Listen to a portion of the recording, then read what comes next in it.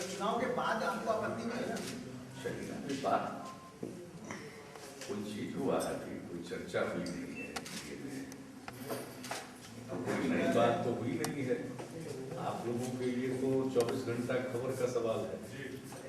क्या मतलब माना जाए कि आगे बढ़े चलिए।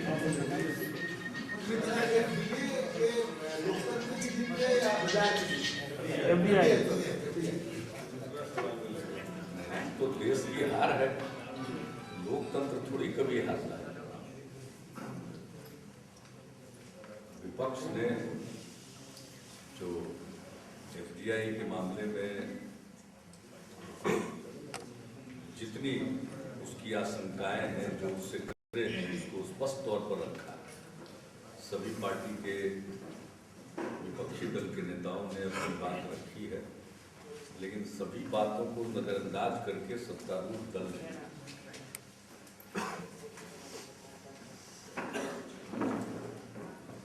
जिद करके एफडीआई लाने का निर्णय लिया। संसद के दोनों सदनों में बहस है। उस बहस में भले ही केंद्र की सरकार ने अपेक्षाकृत विपक्ष की तुलना में ज्यादा वोट का जुगाड़ कर लिया, लेकिन ये उनकी जीत नहीं, क्योंकि सरकार चलाने के लिए जो साधारण बहुमत की आवश्यकता है वह भी उनके पास नहीं, स्पष्ट हो गया। और उनका कोई नैतिक अधिकार नहीं बनता है कि इस तरह के नीतिगत निर्णय ले जिसका दूरगामी परिणाम हो। लेकिन सरकार जिद पर अड़ी हुई है और देश के किसानों को, फुटकर दुकानदारों को इसका खामियाजा भुगतना पड़ेगा। पहले से ही देश में बेरोजगारी है, जो लोग अपना रोजगार कर रहे हैं उनका अपना रोजगार छीन जाएगा। शुरू में तो हो सकता है कि उपभोक्ताओं को लुभाने के लिए सस्ते दाम पर चीजों को बेचा जाए, लेकिन एक बार जब उनका वर्चस्व स्थापित हो जाएगा फिर ऊंची कीमतों पर बेचेंगे और अंततोगत्वा जो आम उपभोक्ता है वे भी ठगे जाएंगे। तो हर दृष्टिकोण से ये देश के लिए फायदेमंद नहीं है। एफडीआई का विरोधी कोई नहीं है, रिटेल बाजार में एफडीआई अगर बुनियादी ढांचे में आए, रेलवे में आए, रोड में आए, पोर्ट में आए, एयरपोर्ट में आए, तो स्वागत योग्य है। लेकिन ये रिटेल दुकानों में, छोटे दुकानों में अगर एफडीआई आता है तो इसका क्या फायदा होने वाला है? पहले ही से सब लोग अपना सामान खरीद रहे हैं, बेचने वाले बेच रहे हैं। कोई ऐसी चीज नहीं है जिसका कमी है। बाजार अपने से मजबूत रहा और हर साल उसमें बढ़ोतरी हो रही है। देश का जो ग्रोथ होता है उसमें उनका भी योगदान होता है। लेकिन अब इसमें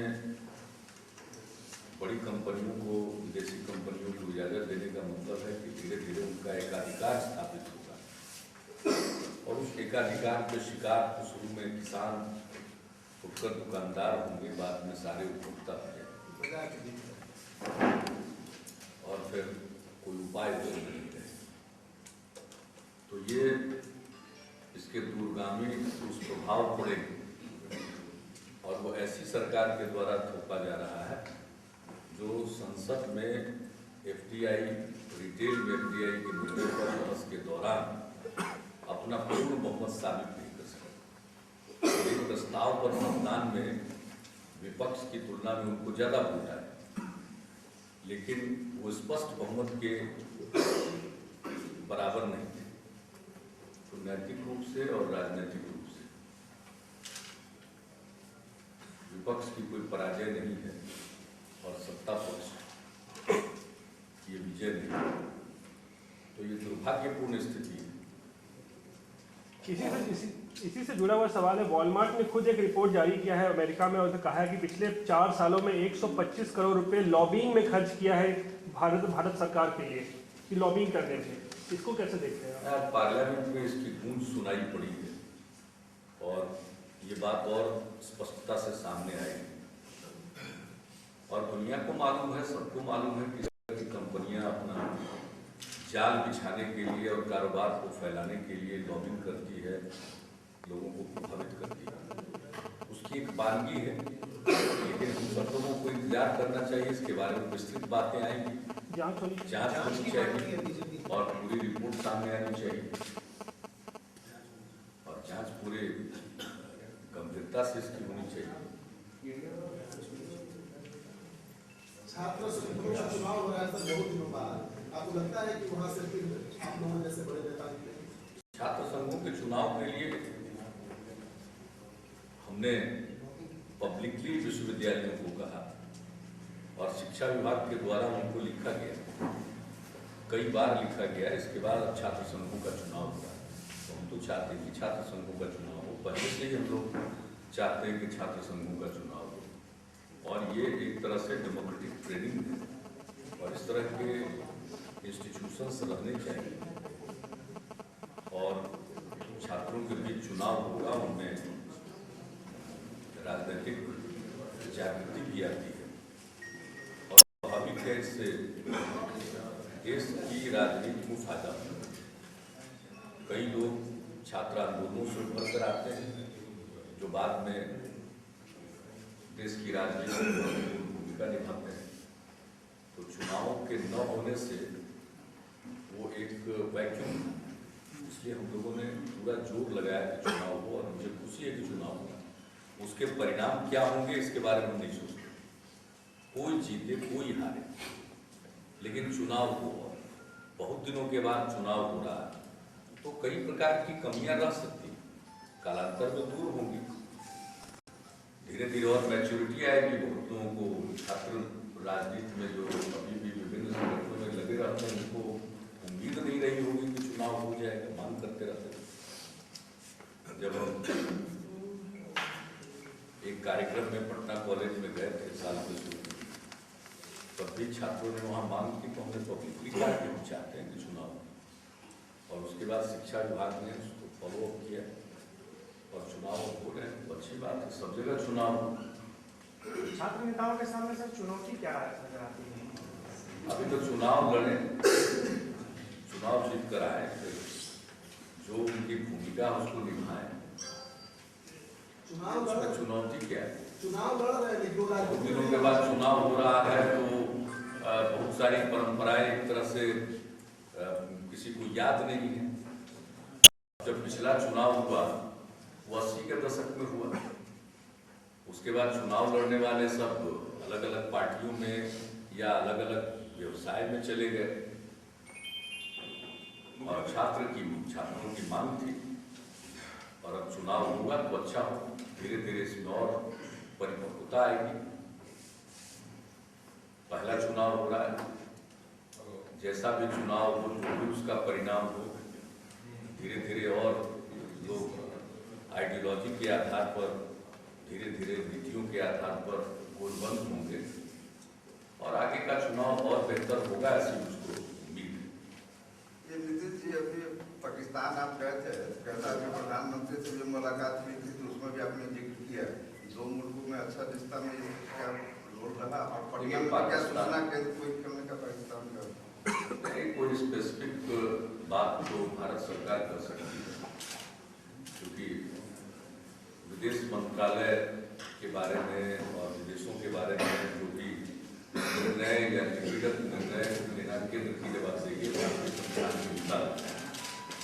लेकिन पाकिस्तान के सिंध और पंजाब प्रांतों के मुख्यमंत्री के निमंत्रण पर भारत सरकार के विदेश मंत्रालय की सहमति से हमारी यात्रा हुई और यात्रा अच्छी रही। लौटने के बाद हमने अपने यात्रा के बारे में तत्काल बताया था और अब जैसा कि विधान परिषद के माननीय सभापति का निमंत्रण प्राप्त हुआ है, 12 तारीख को अपने पाकिस्तान यात्रा के आधार पर हम बातें रखें तो बेहतर हो कि पाकिस्तान के संबंध में जो हमारे अनुभव हैं उसको हम शेयर करें। 12 तारीख को विधान परिषद के सभागार में। मुख्यमंत्री जी, केंद्र सरकार ने संसद में बिल लाया है प्रमोशन में रिजर्वेशन के लिए, जेडीयू का क्या मत है? हम उसके पक्षधर। यहाँ तो बिहार एकमात्र राज्य है जिसने जो प्रमोशन में आरक्षण देने का पहले से संविधान का संशोधन है उसके फ्रेम में रखते हुए और माननीय सर्वोच्च न्यायालय का जो व्याख्या है उसको ध्यान में रखते हुए स्टडी कराकर, सर्वे कराकर हमने बिहार में प्रोन्नति में आरक्षण लागू रखने का निर्णय लिया। हमारे यहाँ लागू भी हो चुका है। जहाँ तक नए संशोधन की बात है तो हम लोगों ने तो पहले ही से लागू कर रखा है, इसलिए स्वाभाविक है हमारा सहयोग है। सहयोग रहेगा। अगर वो लाते हैं अभी तो उसके पूरे बिल को देख करके उसके सभी पक्ष के बारे में हमारे पार्टी के जो सदस्य बोलेंगे वो अपनी राय रखेंगे, लेकिन हम उसके पक्षधर हैं कि प्रोन्नति में आरक्षण मिलना चाहिए। अब ये स्थिति अनुसूचित जाति और जनजाति की नहीं है कि हम उन्हें प्रोन्नति में आरक्षण से दूर रखें। अभी इतना विकास और इतनी तरक्की नहीं हुई है शैक्षणिक तौर पर और सामाजिक तौर पर अनुसूचित जाति और जनजाति की, इसलिए ऐसी परिस्थिति में उन्हें प्रोन्नति में भी आरक्षण देने का सिलसिला जारी रखना पड़ेगा। 14 तारीख को आप कैलकाटा जा रहे हैं, ममता बनर्जी से भी मिलने का प्रोग्राम है, एजेंडा क्या है? हो सकता है कि हमारे एक संगठन ने आमंत्रित किया है भाषण देने के लिए और वो उत्सुक है जानने के लिए बिहार में जो कुछ भी डेवलपमेंट हो रहा है उसके बारे में।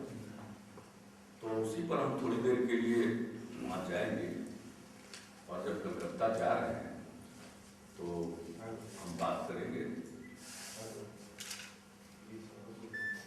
पश्चिम बंगाल की माननीय मुख्यमंत्री जी अगर उपलब्ध रहेंगी तो मिल भी सकते हैं, लेकिन अभी उसके बारे में कोई औपचारिक तौर पर कोई बात नहीं हुई है।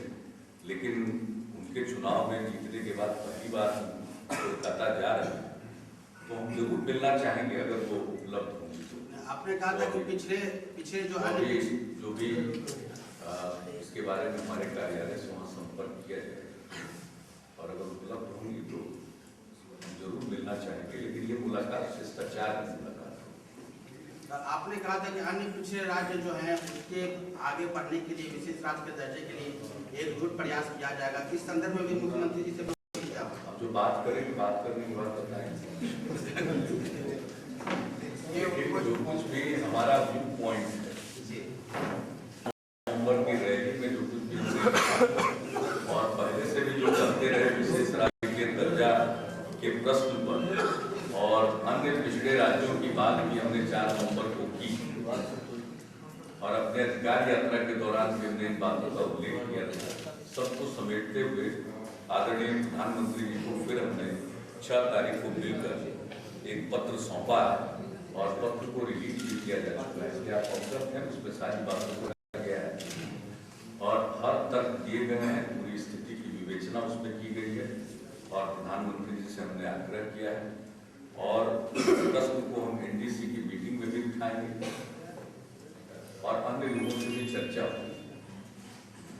सर, आज वाले मामलों के बाद आपकी पार्टी की तरफ से ऑफर दिया गया है कि भाई आप जो गृह मंत्री बोल रहे हैं कि रघुवंश साहब का स्वागत है जदयू में, यदि आते स्वागत है। कोई सांसद गया नहीं पार्टी की बैठक? अरे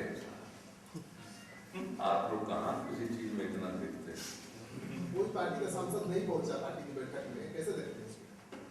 अरे लालू जी की पार्टी है, लालू जी है, लालू जी उस पार्टी में किसी और का क्या मतलब? चाहे अपने जितना बंद पार्टी सबको लालू जी की पार्टी है, उसको कोई भ्रम नहीं है। वो जो पार्टी है वो लालू जी की पार्टी है और सिर्फ लालू जी की पार्टी है। जो लोग भी हैं या नहीं है वो उनकी मर्जी। वर्तमान स्थिति की बात की है और कहा कि जदयू में लोकतंत्र नहीं है। पता नहीं कितना बार पार्टी में रखे रहिएगा, किसको आप कितने दिन से चलाते रहिएगा, मेरी कोई प्रतिक्रिया नहीं। प्रधानमंत्री ने सबको मालूम है, सारे लोगों को मालूम है किसने क्या किया विधानसभा के चुनाव में। विधानसभा के चुनाव के भी 2 साल नहीं है, इसलिए इन बातों का कोई मतलब नहीं है।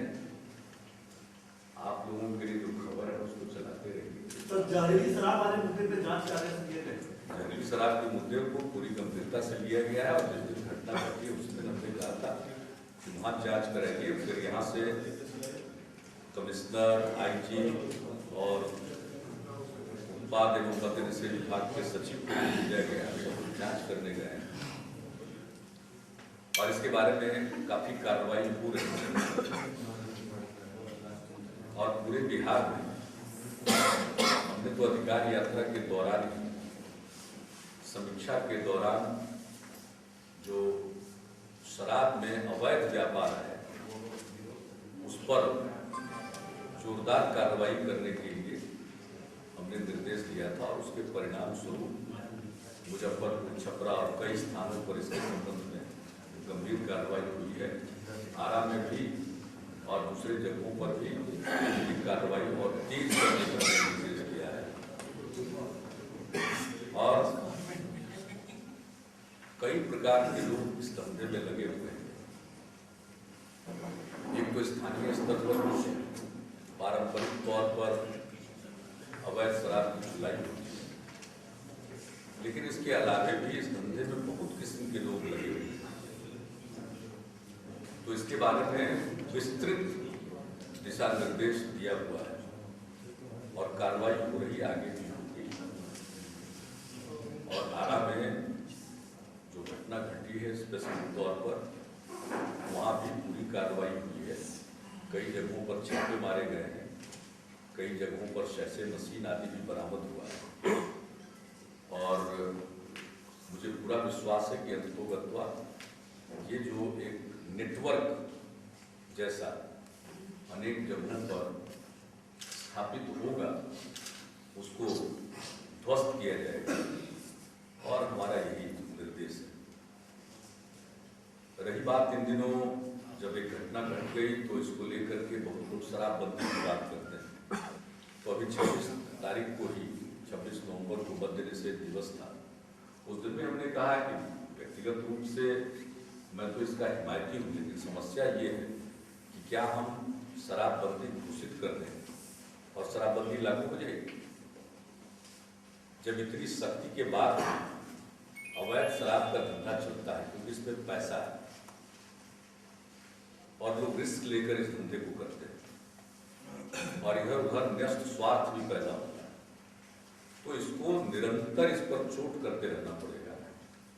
और इसका समाधान यह नहीं है कि आप नशाबंदी लागू करते हैं। आप कागज पर नशाबंदी लागू कर सकते हैं, सरकार जो दुकानों का बंदोबस्त करती है या इस कारोबार पर नियंत्रण रखती है वो खत्म हो जाएगा और अवैध शराब का धंधा और चलता रहेगा। क्या कोई गारंटी ले सकता है कि अगर सिर्फ हम शराबबंदी लागू कर दें, तकनीकी तौर पर आरोप लगाना एक चीज, लेकिन क्या संभव है इसको समाप्त करने? इसका अनुभव क्या है? पहले एक बार शराबबंदी लागू की गई तो उसका क्या अनुभव है? या अभी भी देश के कुछ राज्यों में शराबबंदी है तो क्या वहाँ शराब का सेवन लोग नहीं कर रहे हैं? और क्या ये 2 नंबर का कारोबार समाप्त हो गया? तो ऐसी चीजें इस पर सोचने की है। देखिए, बयान देना आसान है, लेकिन आज तो बहुत बात कही जाती है, तो वो बताएं कि सरकार के पास राजस्व कितना आता था पहले? अधिक से अधिक 300 करोड़ के आसपास आता था, आज 2000 करोड़ आता है। तो ऐसा तो है नहीं कि इस बीच में शराब लोग ज्यादा पीने लगे। बढ़ती हुई जनसंख्या को देखकर अगर उसको आप प्रो रेटा बेसिस पर देखिए तो आपको पता चलेगा कि बहुत बड़ा अवैध शराब का नेटवर्क पहले था। तो बहुत हद तक उस नेटवर्क को ध्वस्त किया गया, लेकिन ये कोई दावा नहीं कर सकता है कि नेटवर्क पूरे तौर पर ध्वस्त हो गया। इसके लिए निरंतर लगे रहना पड़ेगा और यही हमारा निर्देश है। और इसको लेकर मुख्य सचिव के स्तर पर इसकी मॉनिटरिंग हो रही है। सर पॉलिटिशियन भी शामिल है क्या इस धंधे में? हाँ किस के लोग बोले? भाई ये पॉलिटिशियन को आप इतना मुलायम चारा बना करके हर चीज में पेश करते हैं। पॉलिटिशियन कोई ऐसा चीज थोड़ी है, अलग समाज का है। कोई हो सकता है धंधे में, कोई अगर अपराध करे तो कोई हो सकता है। बुनियादी बात यह है कि कोई गड़बड़ी करे तो कानून के हाथ उन तक पहुंचने चाहिए और उनको कानून के मुताबिक डील करना चाहिए। वो कोई हो, XYZ कोई भी हो, कोई एक क्लास के बारे में पूछना और कहना कोई बहुत प्रासंगिक नहीं है। लेकिन इतना जरूर है कि इस धंधे में पैसा होता है, इसलिए रिस्क भी लोग बहुत उठाते हैं। तो इसको ध्वस्त करना एक निरंतर लगे रहने से ही हो सकता है, तो वो किया जा रहा है। बहुत कार्रवाई हो रही है, लेकिन इस बीच में वहां घटना घटी कार्रवाई और कार्रवाई हो रही है। मुख्यमंत्री जी, एक सवाल था। पिछले वीक में ये सुषमा स्वराज और नितिन गडकरी के बयान के बारे में बताया कि शुरू में सवाल हुआ था। आपका भी जो स्टैंड है वो भी हम जानते हैं। सवाल आपसे यही है कि जो इन लोगों का बयान आया है उसमें आपकी सहमति है या नहीं? हम लोगों को मालूम भी नहीं तो हम लोग की सहमति कैसे? अभी तो एनडीए के स्तर पर कोई चर्चा ही नहीं हुई है इसके बारे में। मैंने स्पष्ट तौर पर बताया। अभी तो हाल ही में सुजीत झा जी की आज तक का कार्यक्रम था, उसमें स्पेसिफिक पूछा गया और स्पेसिफिक हमने बता दिया। 2004 में जब आप चुनाव में गए थे तो यूपीए के खिलाफ में आपका सबसे बड़ा चार्ज ये था कि उनका कोई लीडर नहीं है। नितिन गडकरी जी सुषमा जी बोले कि हम बिना लीडर के जाएंगे चुनाव में। आप सबसे बड़े एनडीए के सबसे बड़े नेता हैं, आपकी क्या राय है? ये दावा मेरा नहीं है। एनडीए के सबसे बड़े नेता तो सबसे बड़ी पार्टी के ही हो सकते हैं, लेकिन इस विषय पर जो हमारी पार्टी की राय है, नेता किस तरह का होना चाहिए वो प्रकट है। और इस प्रश्न पर अभी एनडीए में चर्चा नहीं, और जब तक एनडीए में चर्चा नहीं हो तब तक इस विषय पर कुछ भी बोलना समय के पहले बोलने के समान। नेता की इतना तो आप मानेंगे कि समय के पहले बोलने की आदत मेरी नहीं है। जहाँ तक आपके प्रश्न का है, ये प्रश्न का वो हम लोग उसका कॉग्निजेंस लेते हैं, उसके लिए वक्त होता है। अभी वो वक्त नहीं आया है, इसलिए नहीं आया है कि अभी इस विषय पर एनडीए में चर्चा नहीं हुई। चुनाव के पहले चर्चा हो जाएगी सर। आपने जो कहा है कि जरूर जरूर जो विशेषज्ञ का मामला देगा उसको आपके प्रश्न का उत्तर है जरूर। नेता सर आपने कहा था कि उसको समर्थन देंगे, क्या नरेंद्र मोदी हो सकता है? क्या बोले आप सुन रहे हैं? आपने कहा था जो विशेष घबरा के बोलने की क्या जरूरत है? मुख्यमंत्री जी अगले साल एनडीए की बैठक चाहेंगे क्या इस मुद्दे को लेकर? आप गुजरात गए नहीं, आपकी पार्टी वहाँ चुनाव लड़ रही है, अब तक क्या रेटिंग है वहाँ के चुनाव के बारे में? हम बिहार के बाहर बहुत कुछ जानते हैं। नेता की घोषणा होना चाहिए सर, और उसके बहुत पहले हम बता चुके हैं अपनी बात, रैली के पहले ही हम बता चुके हैं। चुनाव में इस बार हमारी पार्टी को न हमारी जरूरत है